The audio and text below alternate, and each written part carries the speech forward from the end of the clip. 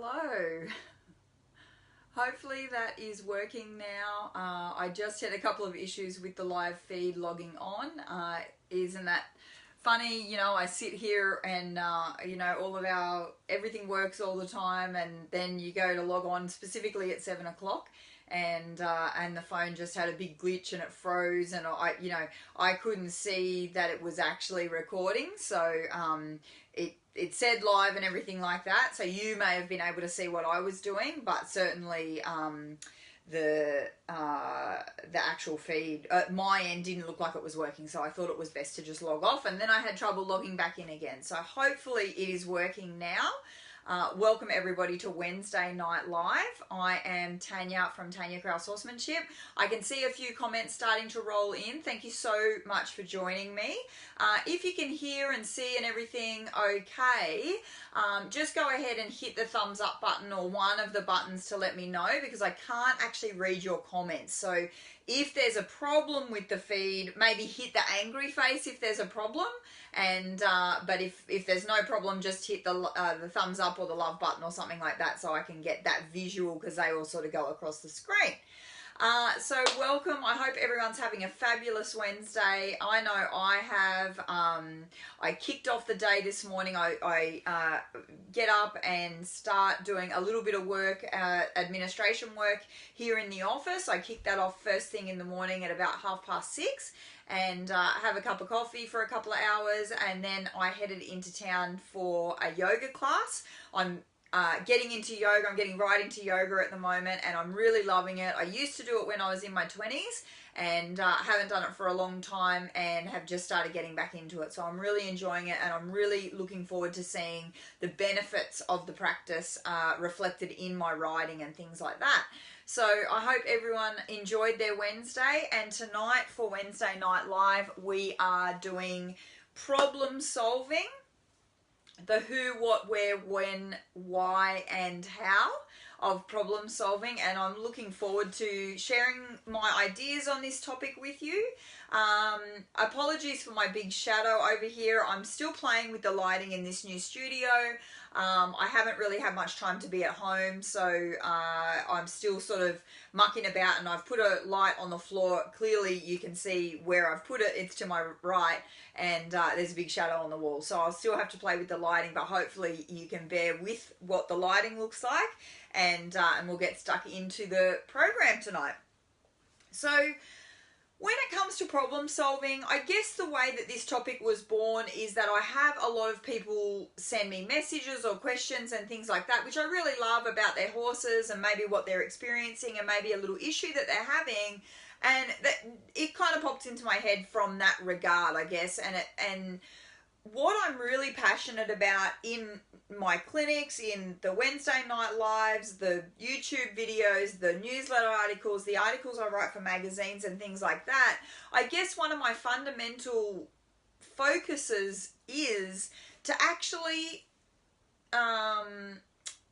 share with you guys enough information on a thought process and a philosophy and an approach and those kind of things, a way to do things, not necessarily the techniques, although we do techniques at clinics, but more the approach and the philosophy behind it, because then you can actually start to help your horse yourself and help yourself through it. Not that I don't want to see you or anything like that, but I know what it's like to be at home in the backyard sort of struggling with things, and I know that you guys do that too, because you do send me messages and say, oh, I'm having trouble with this, what are your thoughts? And I've got no problem answering those questions, but it makes me realize that what we need to start doing is not only teaching techniques to people, but what I've been doing is trying to pass on a philosophy and an approach, so you can kind of sit in the paddock and take a pause and say, okay, how can I think about this? How can I break this down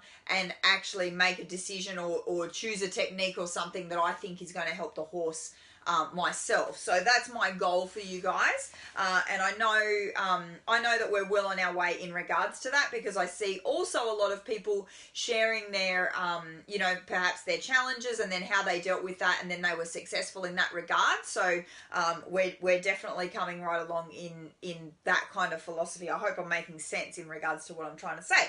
So the first one is who. Problem solving, the who.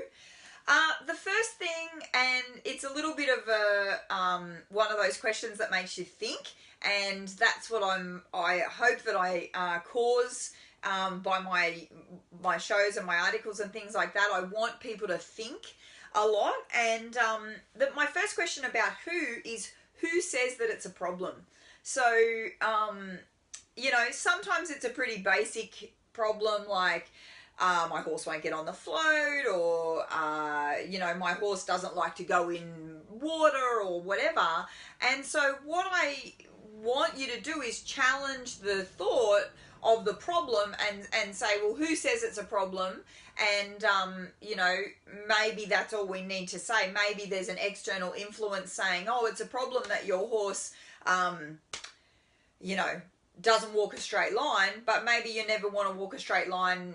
Maybe you're happy going out on the trail where you've got a road wide size trail, and the horse kind of weaves from side to side, and you really don't need to have a straight line. Maybe that's a thought that we need to consider.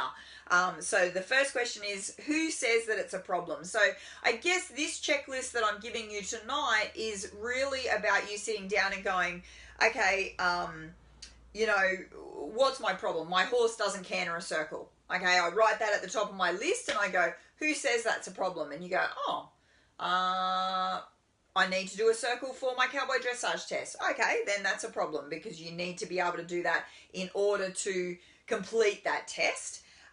So the who is maybe yourself or your coach, or obviously cowboy dressage. The test is going to say it's a problem if you can't canter a circle, although there are walk jog tests. So, maybe it's not a problem. Maybe you don't have to lope a circle. Maybe there's an alternative option. I'm not saying to look for alternative options, but I'm just challenging the thought that it is an issue. Okay.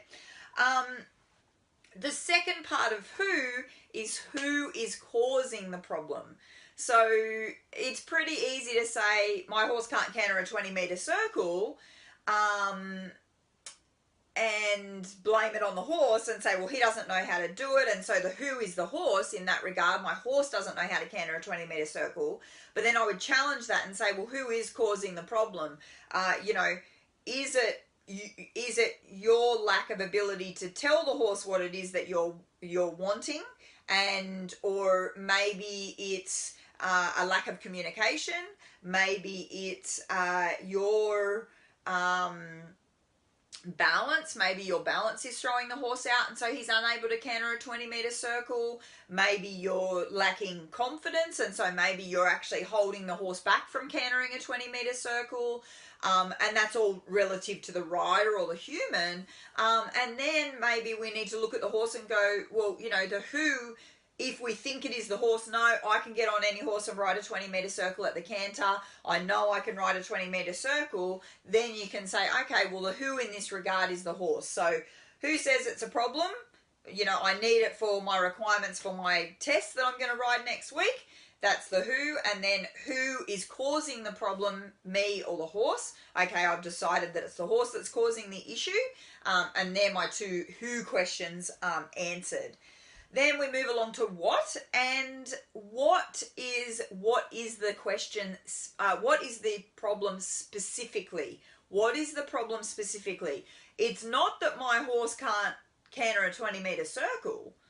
That's the end result that we're looking for, but why is it that my horse can't canter a 20-meter circle? Is it a lack of balance? Is it a lack of fitness? Is it a lack of understanding? Is it my horse's lateral bend? Does he look to the outside of the circle? Is my horse lacking confidence? Does he have too much tension in his body? What is the problem specifically that is causing your inability to canter a 20-meter circle? My horse is uneducated. No, my horse motorbikes. Every time I ask him to canter, he goes on a really big lean and I feel like we're going to fall over. He's not balanced in the circle. He doesn't Maybe he can't canter a 20-meter circle because he doesn't take the transition. Maybe he doesn't know how to do a transition on an arc. Maybe he's used to doing canter transitions straight. Maybe he can canter a full-sized arena, but he can't canter a 20-meter circle. So now we're starting to get into what is the problem specifically, so we can actually break it down and start to help the horse in that area, as opposed to us just trying to grind on a technique, on a circle or on the float. You know, my horse won't get on the float. Okay, well, what is the actual issue? Is he afraid of the float? Is he has he had a problem with the float before? Is he inexperienced in floating? Is he experienced in floating and he's getting an energy from you that he's worried about the float, etc., etc., etc. So what is the problem specifically? You have to go beyond what your initial answer to that question is. What's the problem? Oh, my horse won't get on the float. My horse can't canter a circle. My horse won't lead properly. My horse won't do this. You know, my horse won't lead properly. Well, that's not a leading issue. The problem is the softness in the halter. The problem is the forward in the horse. The problem is the willingness in the horse, etc., etc. So when you start to really talk about breaking things down and exploring, you know, is it a fitness issue? Is it an education issue? Is it a fear issue? Is it a confidence issue? Is it a balance issue? Is it a physical, mental, spiritual? What's the problem? Then we can actually start to get to the heart of the issue and start to help our horse through that. That brings us to when. So we've done the who, we've done the what, we're talking about the when. When did it become an issue? So has this been an issue forever? Have you not been able to canter a circle for 5 years? You know, was the horse cantering, 12 months ago and now he's not cantering a circle? Was he floating 12 months ago, or trailering for the American viewers? I can see a few comments popping up. I will address them at the end of the show. I can't actually read them from this distance. I've got the camera set back, but I really appreciate your commenting, so please don't stop commenting because I can't answer them in the live. I will definitely address them at the end of the show. So when did it become an issue? Has it always been there? Is it new? Like you've never tried to ask the horse to canter before and now you've asked the horse to canter and it's become an issue? That's something that we need to know, because there could have been a catalyst for the issue becoming an issue. Maybe you bought a new trailer and now the horse doesn't trailer anymore. Well, the problem is a confidence issue because the horse doesn't know the new trailer. Or it's a lack of confidence in you. We recently bought a new trailer and we haven't had an issue getting any of our horses on it. And it's very different from the other trailer. It's still a straight load, but it's got a big living area in the front and things like that. And all of our horses quite happily get into that because they trust us as leaders. They haven't just become confident with the trailer itself and know that specific trailer, which I meet a lot of horses that specifically will only get in one trailer, and then you go to put them in another trailer and they're quite worried about it. So when did it become an issue? When should you fix it? Does it need to be now? Just because you've discovered it now, does the issue need to be fixed now? So my horse won't get on the trailer. I don't like it when horses can't get on trailers, because I always go straight to if there's an emergency situation and I have to get my horse on the trailer. I need to be able to evacuate like really quickly. Obviously, we're seeing massive fires in the United States and we've seen fires in Greece, and we've got fires here in Australia at the moment. We've actually got one burning just down the road that's quite new from today. So I always go, and we've had flooding and all that sort of stuff. So I always go to that place of I need to be able to get my horse on transport in an emergency situation. So I like to have all my horses willing to load. That's, young horses, foals, it doesn't matter. I want them all to be able to load. So, if it was a trailering issue, when should you fix it? Yes, it's a desirable behavior to have in the horse, but are you going to a show or are you going somewhere this weekend? No. Okay, well, you've got a little bit of time up your sleeve to fix it. My horse won't canter a 20-meter circle. Do you need to fix it? Have you got a competition this weekend, or can you book into a walk jog test, or can you delay and go to the next competition instead of the one this weekend? Is it imperative that this problem is fixed immediately, or is it something that you go, I've just discovered this issue, I need to back off, I need to come pull back on my scheduled training or on my expectations, and I need to put the horse first and find out how I can help him through that in a way that preserves the horse and preserves his confidence surrounding whatever the issue is. When also, the question I would ask in when is it an issue all the time? So have you noticed that it's just there all the time 100%, or, does my horse lack the ability to canter when his feet are due for a trim? Maybe his long toes bother him and they change his gait. Maybe you need to change his trimming from 6 weeks to 4 weeks, or his shoeing from 6 weeks to 4 weeks, or whatever it is. Maybe there's a specific time that's associated with the issue that you're having. Where is the issue? That brings us to where. So we've done who, what, when. Now we're going to talk about where, and where's a little bit of one where it's one of those challenging kind of things that we're going to talk about. Where's the issue? Is it in the rider's mind? Is it an issue?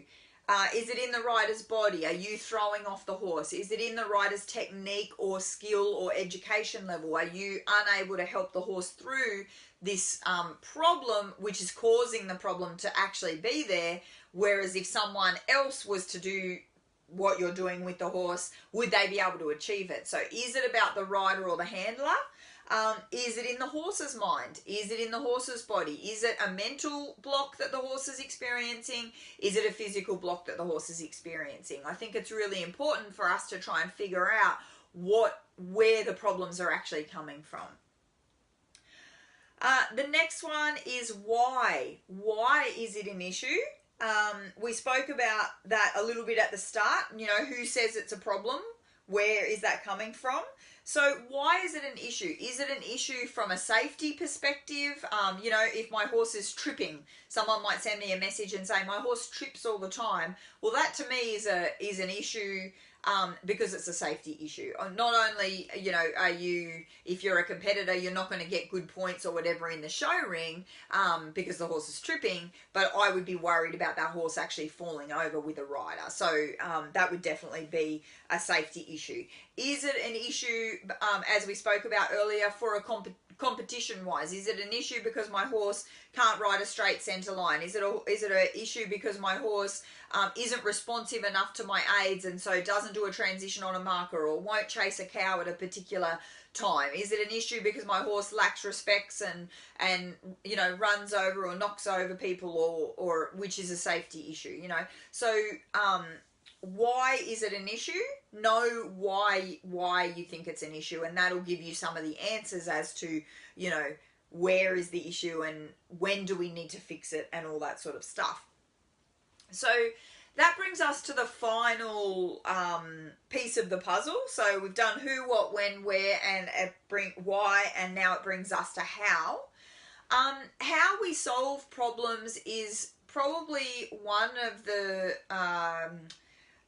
concept I was talking about at the start, where I talk about sharing more of a philosophy with you guys as opposed to a technique, because when I believe that when I share philosophy or not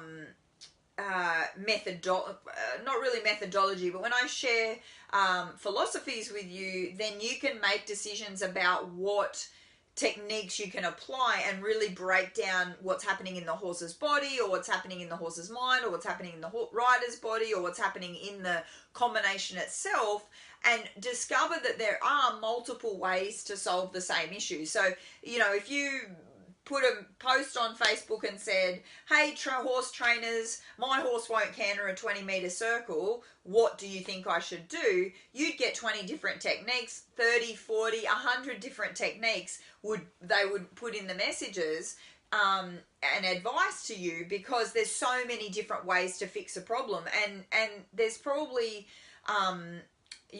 different approaches in the way to fix a problem as well. So we have to be aware that there's multiple ways to fix an issue. And then the second thing that I want to talk about is really understanding, and I covered this a little bit at the start, when you've got an issue, I like to get myself a piece of paper right up the top. My horse won't canter, my horse won't get on the float, whatever my issue is or whatever my problem is this week, and then go through that little checklist, because then that's going to give us the time and the ability to actually break it down and assess it. So when I talk about that I've got an issue or a problem with my horse, and I start thinking about who, what, when, where, why, and how, then I can start to think about, well, once I know that, I'm using the cantering thing as an example. My horse won't canter a 20-meter circle, and I go deeper than that, and I realize that the 20-meter circle isn't the issue. My horse's balance is the issue, or his fitness level, or whatever I've decided. Then I've got my little piece of paper that says fitness is the issue. Then I can start to go, oh, okay, fitness is the issue. So I don't need to go out in my arena and try and hound my horse to do multiple 20-meter circles over and over and over again, because fitness is the issue. So why don't I go on a few, why don't I introduce a cardio training program where I go to the beach or I go out on trails and I actually get my horse's fitness level up and then come back to my 20-meter circles. When we take the time to break it down and really get to the heart of the matter, then we can start making decisions that are probably seemingly, you say you're riding down the beach at the trot, or you're riding through the trail and you come across a friend and they go, oh, hi, what are you doing? You go, oh, I'm working on my 20-meter circles. They're going to go, it doesn't look like it because you're out on the trail. But the point is you're working on the fitness, which is the underlying issue of the horse's inability to get on the 20-meter circle, or whatever it is. I'm just using that as an example. It can be, that philosophy can be applied to any problem that you have. So, you write, as I've used the trailer loading as an example, or my horse won't lead, or my horse lacks confidence, or, even if it is my horse is afraid of doing a water crossing, then I've got to start saying to myself, well, how do I break that down for my horse? How do I go and say, my horse is worried about water. Is it a visual issue? Is it because the depth perception isn't there?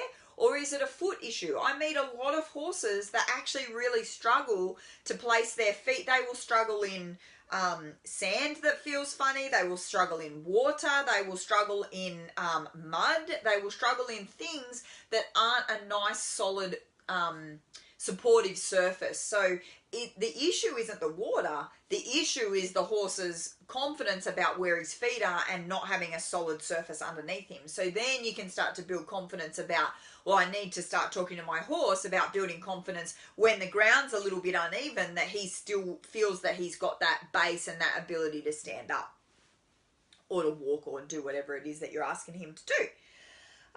So once you've decided, you've broken it down, you've decided what you're going to work on or how you're going to approach the problem, the other side of the coin is understanding that, yes, there are multiple ways to solve an issue, but you have to consistently try something for a reasonable amount of time.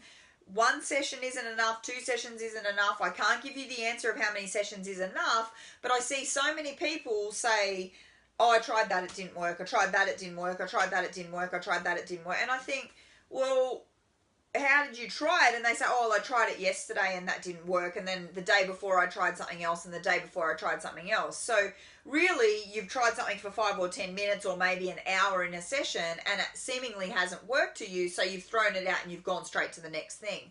So the horse is never able to build some kind of understanding overnight and over a period of days of what it is that you're trying to achieve. So you must stick to what you've decided is going to help this horse, unless you feel that it compromises the horse. Say that you're going out there and you've decided to, build the horse's confidence in something, or you've decided to work on your particular issue. If the horse has a complete meltdown, then obviously you might abandon that technique and go on to a different technique. Although that would be a little bit of a red flag for me, where I'd say, okay, well, if the horse is having a meltdown about this, maybe I'm actually digging deeper and deeper again. Maybe I'm not at the heart of the issue. Maybe it's not cantering. Maybe it's not fitness. Maybe it's, some kind of mental issue the horse has down here, or a further physical issue that the horse has deeper and deeper. So as you start to peel away those layers, new things could be revealed. But you've got to try one thing consistently so you can make an informed, educated decision that, no, I tried that for X amount of time. It doesn't seem to be working. Now I'm going to go back to the drawing board and I'm going to try and find something else to work on. and then you're going to pick something else, and a new technique or a new system or whatever, and then you're going to go and try that, and you're going to apply that consistently, and then you're going to keep going through and find the one that helps your horse and helps you the best. Not, that doesn't mean the quickest, that just means the one that you both can do, can execute and understand with confidence, and preserving the horse all at once. That's what you're really looking for in a technique in terms of it working. How, do you need a coach? Do you need help with the particular issue that we're talking about? So again, it could be any issue. Do you need to get professional help, with regards to the particular problem that you're having? The last thing I want to talk about in regards to this is, do you have the right mental approach to the issue? And the way that you're going to know the answer to this is if you are able to write down your problem, horse's problem, whatever it is. My horse won't canter a 20-meter circle. And then write down what you are wanting. So what your question is. What's your question surrounding that problem? So what I'm going to say here is, after you've done that, then you need to look at the language that you used when you wrote down that question. You wrote down what it is that you wanted. So there's a very big difference between, how do I get the horse to do this? How can I help the horse to do this? What is causing this? I want a 20-meter circle, etc., etc. So the words that you use are going to shine a light on what your approach is. So if someone rings me and says, I've got a problem with my horse, he doesn't want to get on the trailer, how do I get him to go on the trailer? That's all about the person, right? That question is loaded to the person. How do I get what I want? How do I get what I want? Not, how can I help the horse be confident with the trailer? How can I help the horse be confident in the 20-meter circle? How can I help the horse? Of course, we want those things, because if we gave the horse the choice, he'd probably just stand out in the paddock and eat grass. But your words mean that you're going out there with that. It's a reflection, I guess, of the attitude a little bit. It's going to shine a light or hold a mirror or whatever words you want to use. You're going to go out there. If you're walking out of the paddock, there's three different Tanjas. I've got a problem. I walk out into the paddock and I say, how do I get Cooper to do this? How can I help Cooper do this? What is causing this? Even without me trying, my voice and my body and my energy changed every time I asked each one of those questions. So how can I get is a very loaded, selfish kind of personal, it's a hard kind of a question. It's got a hard kind of energy to it. How do I get what I want? How do I get this? Yeah. So then you go out in the paddock and you're like, how do I get this? How can I make? Yeah. Get, make. They kind of go hand in hand.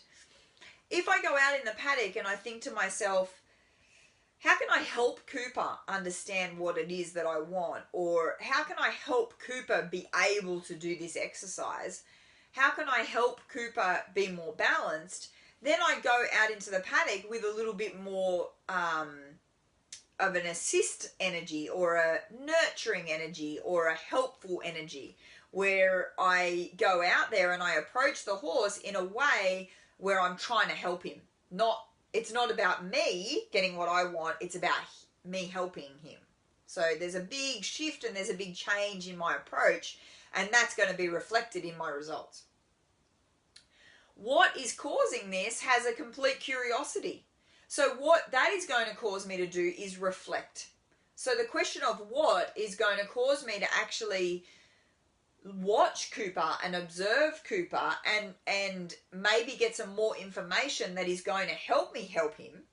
but it's going to break it down even more where, you know, say, let's use the cantering thing. If I go ahead and put Cooper on a lunge, or if it's riding canter and I film it, and I think, what is causing this? And I watch the video back of me riding, or I observe the horse while I'm lunging him, then I'm in a research mode. Yeah, I'm in an investigation mode. I'm in a really heightened sense of, I want to watch this, I want to observe this, I'm trying to figure this out. So it's a very much a problem solving kind of a frame of mind. Whereas when you're trying to fix something, you're making the assumption that you know what is causing the issue, or you think you know, maybe it's not an assumption, maybe you've done your worksheet and then you've gone out there and you've gone, righto, I know what's causing this. But if you go out there and think to yourself, what's causing this? Maybe you'll see something that you didn't see before.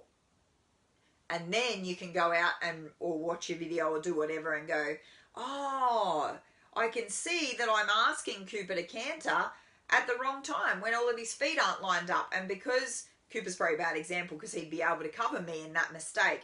But a less educated horse, if you give it wrong timing, incorrect timing, he's not going to be able to cover your mistake. And so he's going to probably go faster in the canter, or he's going to trot really fast and not be able to get into the canter. He's not going to be able to execute the transition if you're not in time with his feet and asking him at the best possible moment. That's why we have so many horses that canter sometimes or don't canter at other times or whatever it is. So how was it? That was really big in regards to how. So, what's your approach? What's your energy when you're approaching your horse when it comes to a problem? Maybe you've had a problem for quite some time and you're kind of, maybe you're kind of tired of the problem. Maybe you're a little bit exhausted. Maybe you're a bit stale. Maybe you need to, look at the problem with fresh eyes. Maybe you need to get a second set of eyes. Maybe you need to get a second opinion. I don't know. Sometimes when we feel like we've had this issue, we can actually compound the issue or keep the issue there because we're so used to the issue being there that we kind of head out in the paddock and go, oh, here we go. I'm going to try the 20-meter circle again, and I know Cooper won't do it. So we kind of ride in preparation for the issue to occur instead of riding either trying to investigate, trying to help, or hopefully we're not trying to get any more once we watch this video and we think, oh, I use that word a lot. How do I get that? How do I get what I want? That's a really about me kind of an energy that you're going to take out into the paddock. So that brings to a close our problem solving of who, what, when, where, and how. I hope you got some good information about it, and I'm looking forward to seeing everyone at the 10-day clinic. We've got a 10-day Elevate course starting tomorrow, which I'm super excited about. I'm so, it's a new course. We do the 10-day every year, but it's a new theme, and I'm actually launching my new ground exercises, my secondary ground exercises to add to our foundation and primary. So the guys at the 10-day get a whole new set of ground exercises to take home.